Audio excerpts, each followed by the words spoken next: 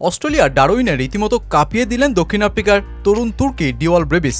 22 গজে তার উদ্যম ব্যাটিং নৃত্য কতটা ভয়ঙ্কর ছিল তা এই ক্ষুদে অংশই প্রমাণ করে। অজি প্রিমিয়াম বোলার জস হ্যাজেলউডকে স্ট্রেট ড্রাইভে বাউন্ডারি হাঁকাতে গিয়ে উল্টো হ্যাজেলউড আর আম্পায়ারকেই সোজা আহত করে বসতে চলেছিলেন ব্রেভিস। কোনো মতে নিজেকে নিয়ন্ত্রণ করে হ্যাজেলউড বড় আঘাত থেকে নিজেকে রক্ষা করে এভাবেই হাঁপ ছেড়ে বেঁচেছিলেন।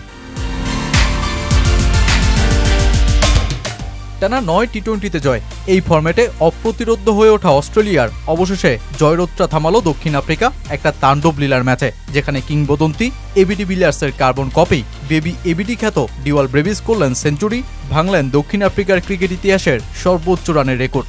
আর তাই তো এবিডি ভিলিয়ার্স সাথে সাথেই পোস্ট করে লিখলেন, আইপিএলের বাকি দলগুলো যে সুবর্ণ সুযোগ মিস করেছে নিলাম টেবিলে, চেন্নাই সেটাই লুফে নিয়েছে। আর তাই চেন্নাইকে তিনি ভাগ্যবানী বলছেন। আর অজি পেসার জস হ্যাজেলউডের জন্য এই ম্যাচটাই যে হয়ে থাকলো একটা লজ্জার অংশ হিসেবেই, কেননা টি-20তে এর আগে এত রান তিনি হজম করেননি কখনো। ডিওয়াল ব্রেভিস অনেক প্রত্যাশা নিয়েই পা দিয়েছিলেন ক্রিকেটে। অনূর্ধ্ব-19-এর দিনগুলোতে তাকে একজন প্রকৃত কিংবদন্তি ডিভিলিয়ার্সের মিনি সংস্করণই বলা হতো।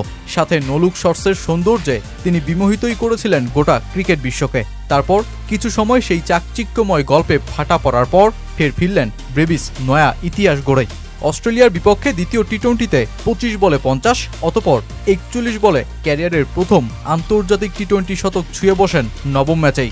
আর এরপর যেই তাণ্ডব লীলা শেষ হয়, এতদিন দক্ষিণ আফ্রিকার হয়ে টি-20তে ফাফ ডু প্লেসিসের সর্বোচ্চ রান 119কে টপকেই। 56 বলে 125 রানের ইনিংসে 12-4 আর 8টি ছক্কায় অস্ট্রেলিয়ার সামনে ওরা লক্ষ্যের প্লেটটা সাজায় 218 রানে।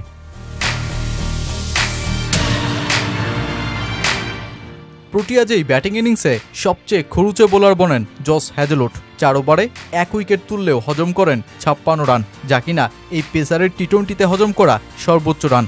এর আগেরটা অবশ্য দক্ষিণ আফ্রিকায় 2016 সালে ঘটিয়েছিল, সেবার 50 রান দিয়েছিলেন হ্যাজেলউড।